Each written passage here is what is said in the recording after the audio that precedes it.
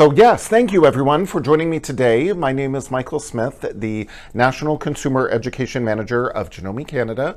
And again, we're at the Janome Sewing and Learning Centre in Oakville, Ontario. And I'm here with the lovely Tanya. If you want to flip around, as usual, Tanya's wearing an adorable dress. Great for the hot weather today.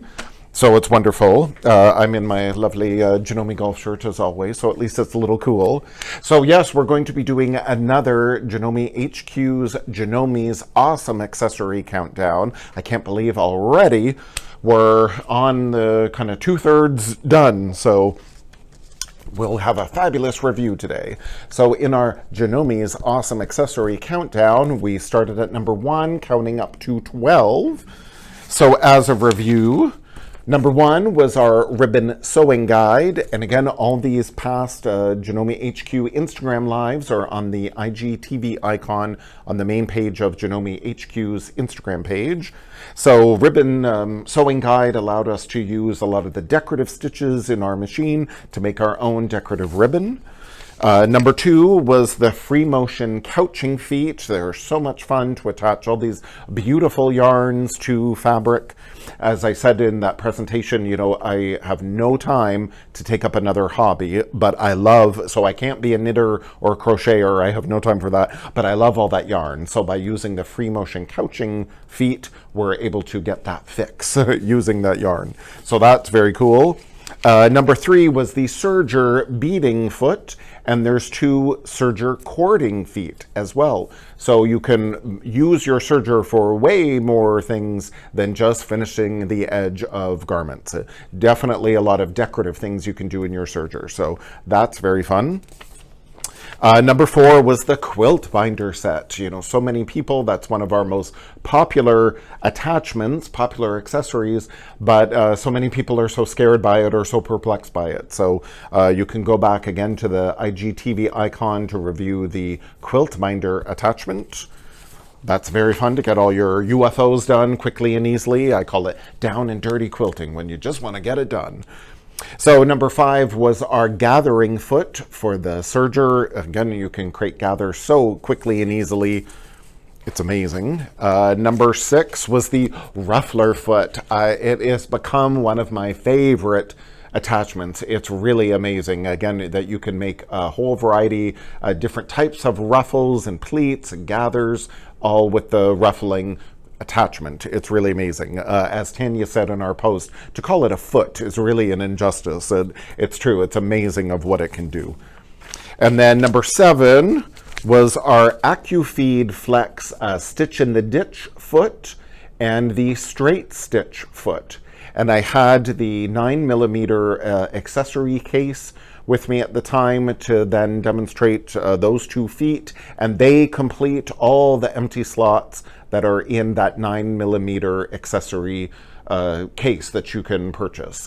All the other slots for like the H and the AP and the FB border guide foot, all of those slots were filled in with feet that I demoed for the previous Janome HQ Instagram series. It was called A to Z with Janome. So you can go back to the Janome HQ YouTube channel to review all of those videos of A to Z with Janome when I talked about a lot of those additional presser feet, which will fill up that 9mm accessory case. So that's very cool. And then, yes, we really do need to get a drum roll. Boom.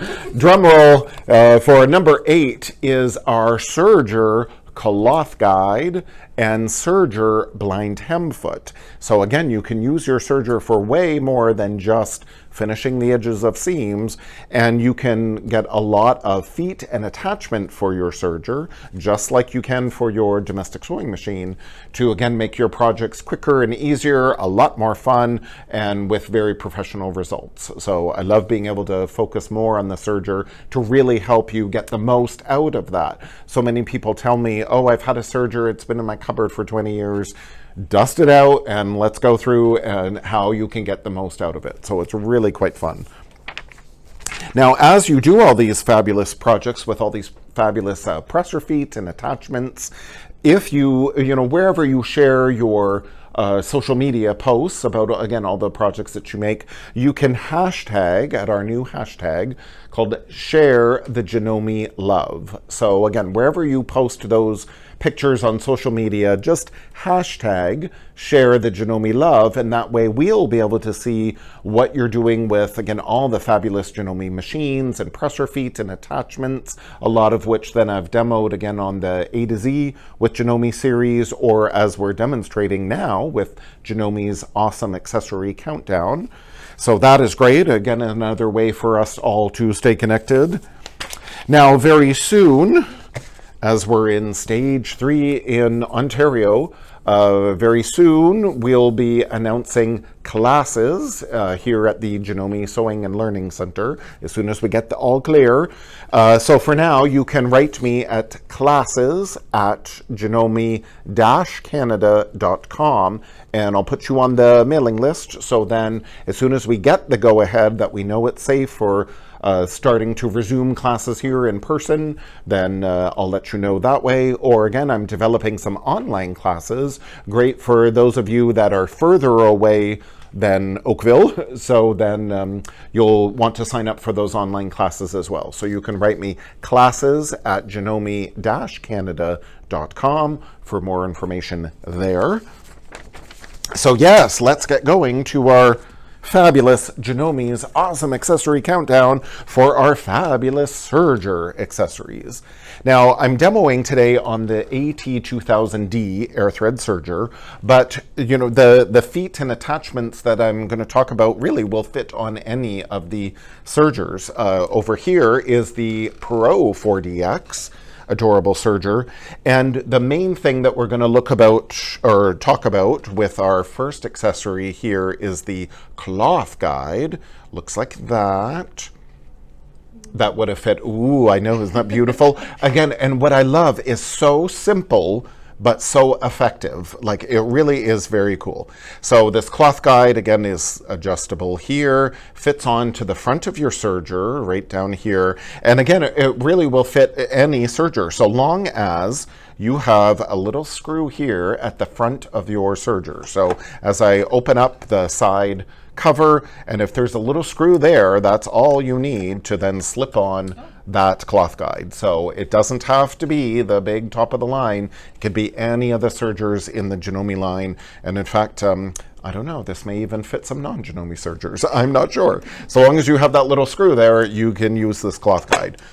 So yes, follow me over to the AT2000D. And again, all I need is that little screw, and it just slides in there.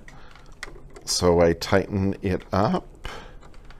And what the cloth guide allows us to do is to move this guide here to various widths. So let's say I'm a garment sewer, and on all of our serger looper covers, there's the 5/8 of an inch mark denoted there. So I'm going to line up my guide with that other guide that's on my looper cover, and then I'm going to tighten it up with the little screwdriver that comes with many of the machines. So when I'm doing my seaming, and let's say I'm sewing a big long, dress or a big long winter coat or, whatever it is, then, or I'm going to be hemming some curtains or something, or seaming some curtains. So this way I have my seam allowance lined up to that 5/8 of an inch. If you're using a commercial pattern, 5/8 of an inch is your standard seam, but you want to then trim off that extra seam allowance, since you don't, when you're using your serger, you're not going to have that big wide seam. It's going to trim it off at the 5/8 of an inch. So that way it's going to be the correct size that you need. So again, then I'm just going to seam along. How simple, how easy that is. And I can go super fast, and especially when you're going super fast, having that seam guide there really makes it easy. And again, boom, how perfect that is. Now, if you're a quilter, then even better, then we can adjust this guide over to the roughly 1/4 of an inch. Now I'm using my right needle. It would depend, if you're using your left needle or right needle, but I always use this little seam gauge. I've had this probably about 30 years, and it still works fine. So, when I just want to verify my measurements, I hold up my little seam gauge. It's hovering right over my right needle position, and then I see that, oh, my 1/4 of an inch is just inside of the needle plate. It's actually, there's a groove in the needle plate right here. This big long groove is a 1/4 of an inch. So I'm gonna slide my seam guide to there, and I'm gonna tighten that up. So now if I were piecing my pieces together, or I'll use it with these, especially big long strips, or in this case, I'm just gonna make a very simple 4-patch. So I'm just gonna go along. I don't even have to raise my foot. I'm just gonna assembly line sew one right after the other. And I know it's accurate because of that seam guide. So again, how easy that is.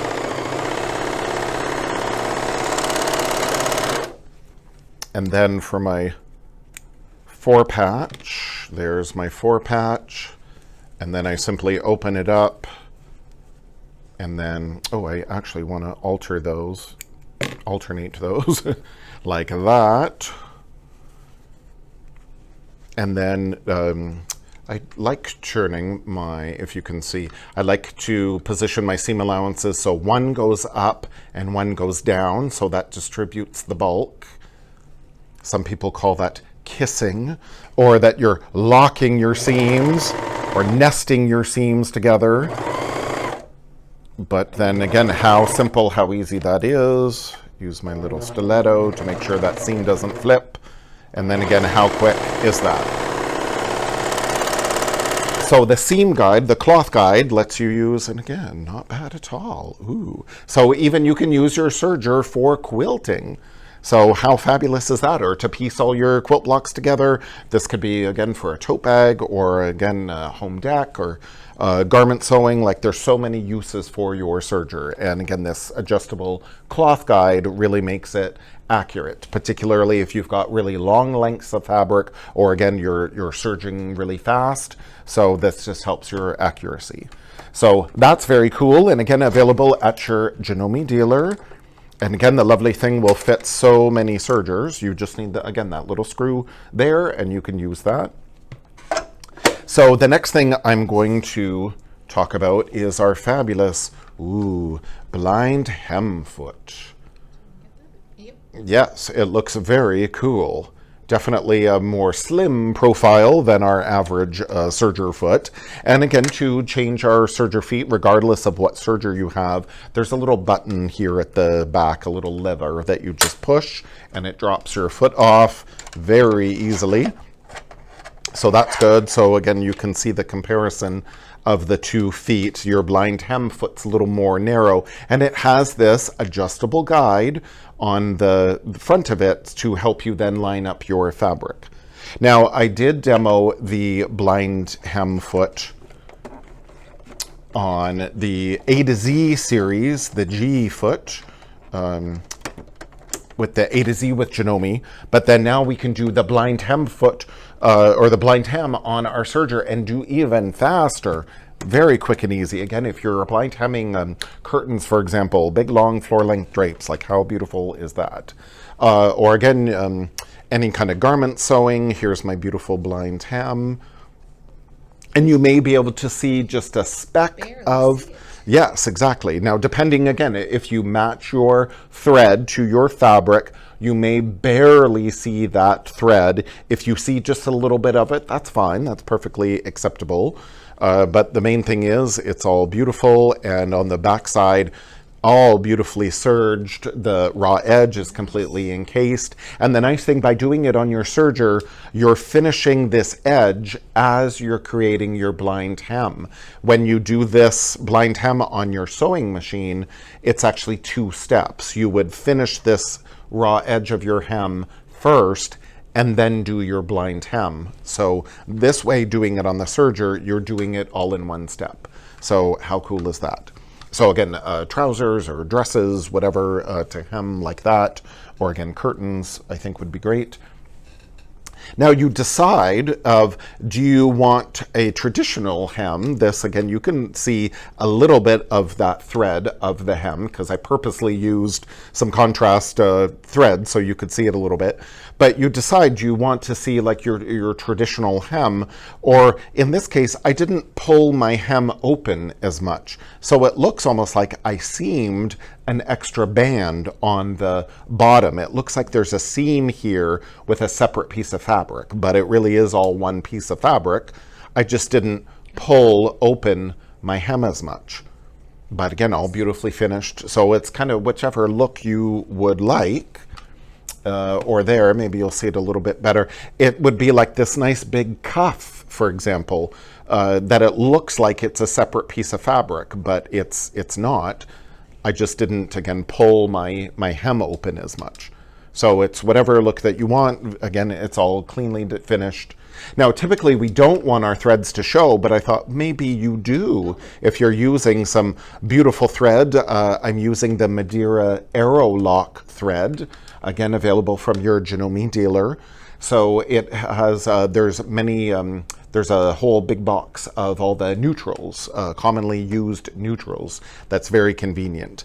But again, it comes in a million colors too. So maybe you want to highlight your thread. So in this case, I thought that looked very cool with all the ladder stitching like that. So I purposely took a big bite out of the fabric so I would have more thread showing. So it's whatever kind of look that you like, but I think that would look very beautiful. If this were like a polar fleece jacket, let's say, and this would be cool around the hem or around the front facing of a cardigan, let's say, that I thought that thread added a nice embellishment. Or especially you could use some thicker, heavier threads in your loopers, and some like metallics, for example, or some floss in your loopers, and that would make a cool effect as well. So it's whatever you would like, and again, all beautifully finished on the inside. So you just make yourself a bunch of samples.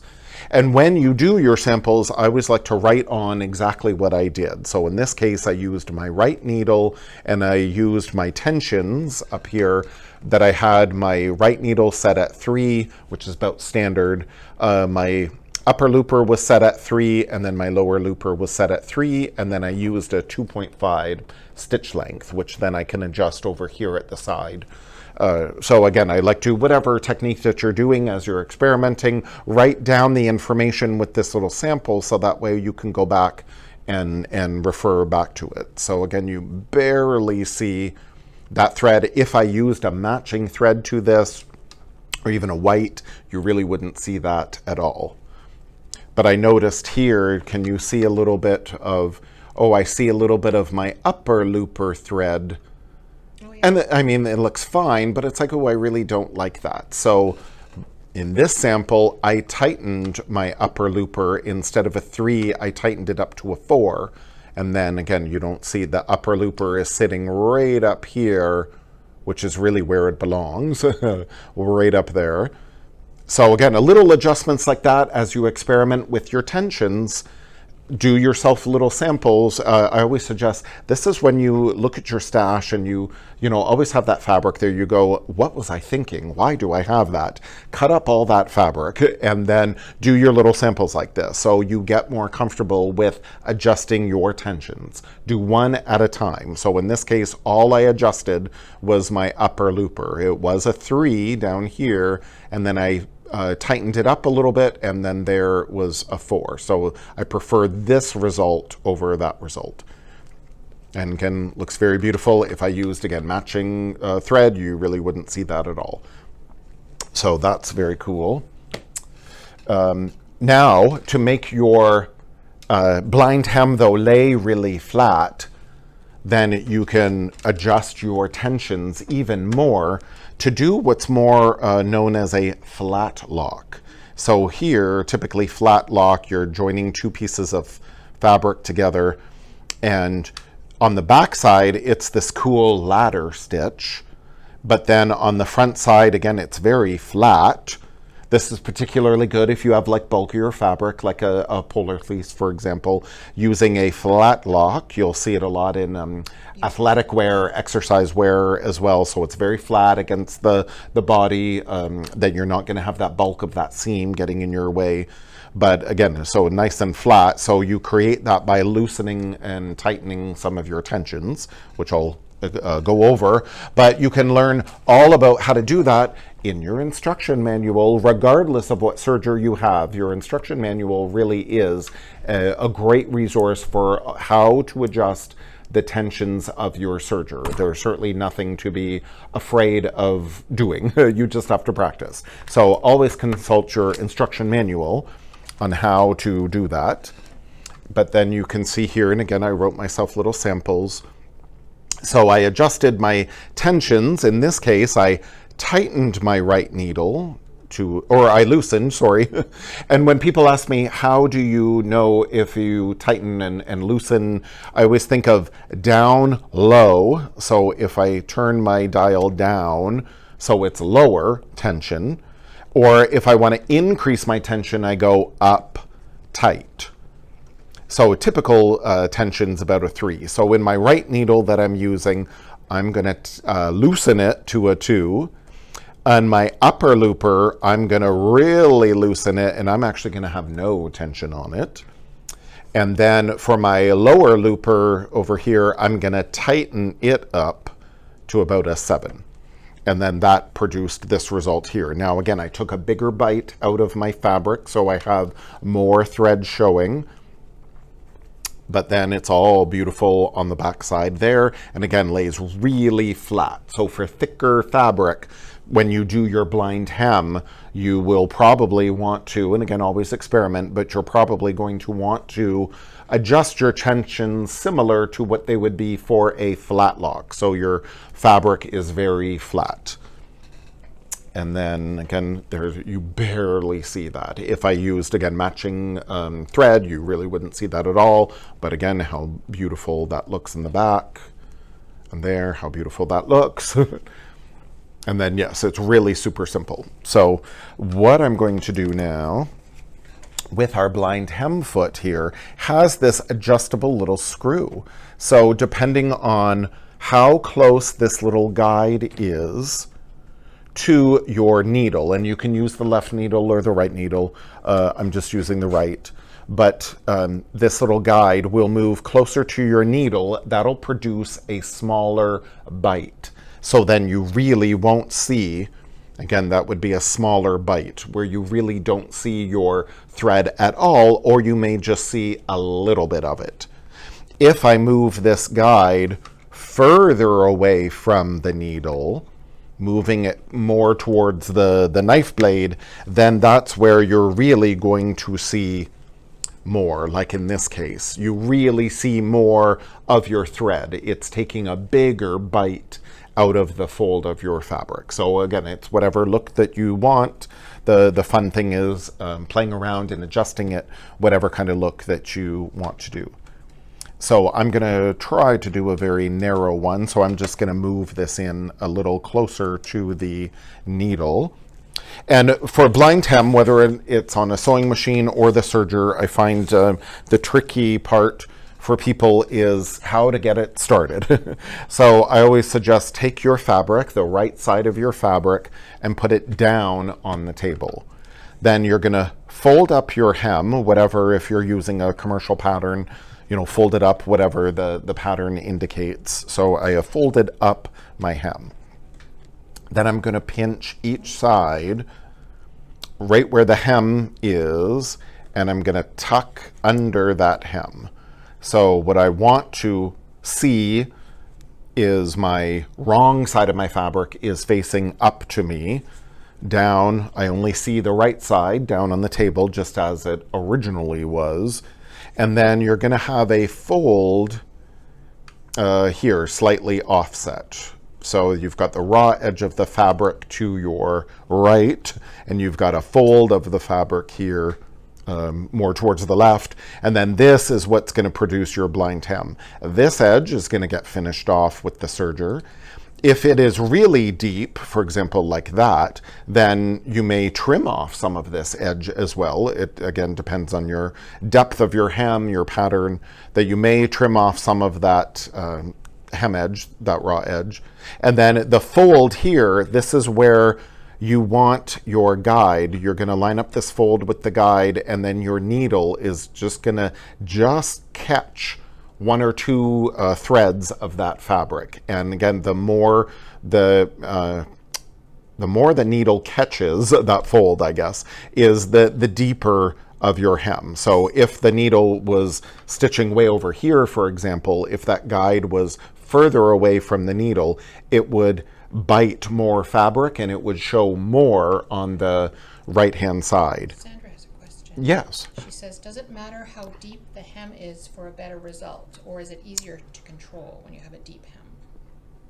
I always think the deeper the hem, the easier it is to control, yes. But I mean, it really doesn't matter at all. If this were just a half of an inch, even, like that's a half of an inch, it works. It's the same principle. It's the same result. I just find it easier for me to have like thick or more fabric. It's not as fiddly if it's a deeper hem, but yeah, it really doesn't matter because it's the same technique as far as having that raw edge in that fold. So I'm going to line this up, and then again I'm going to line up this fold with that edge of the guide for the blind hem foot, and then away I go. Now stitch length, I think, oh sorry, I've got it on a 3, but again you'll experiment, personal preference. So as you stitch along and you see, oh, and then you'll be able to see, am I catching that fold? And I think I'm just right on that fold, so I'm actually going to leave it where it is. But as you start slow, and then you'll be able to see, maybe you need to adjust this guide so it's a little closer to your needle, so it's not going to bite the fabric as much. Or again, depending on the thickness of your fabric, you may have to move it a little further away from the needle to accommodate all that extra thickness. So it really depends, and again, it's whatever kind of look you want to do.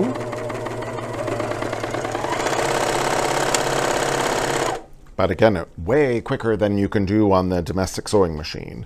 So when I look at that, there it is, all beautifully finished.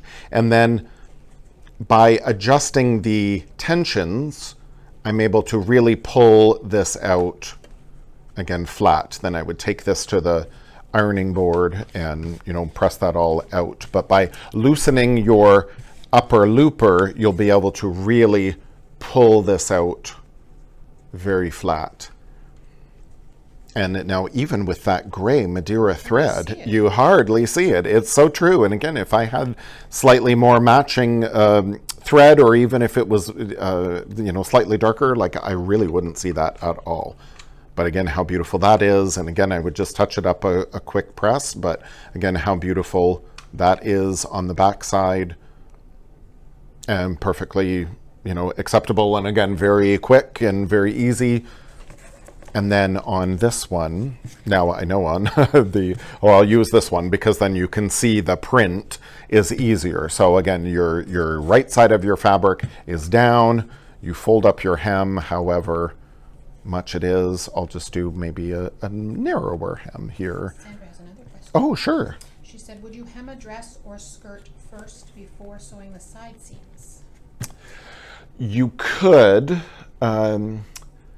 Preferably, it would be sewn at the side seams and then hemmed, but for ease, it would be faster to hem it first and then just leave yourself a little bit at the end that you would sew up that seam. Yeah, it's like, depending on what it is, depending on the fabric.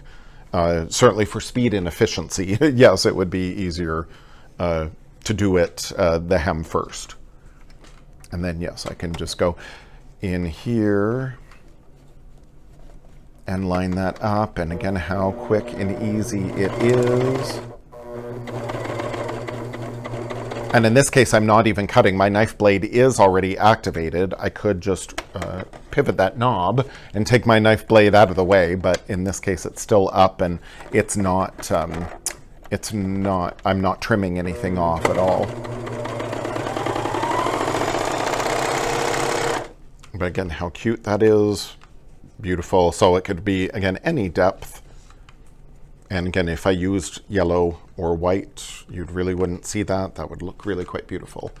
And then again, if you think, oh, that's a little still too much, you just adjust this guide so it goes a little closer to your needle and experiment again. So very simple to do, very quick and easy, professional results using your fabulous blind hem foot for the serger.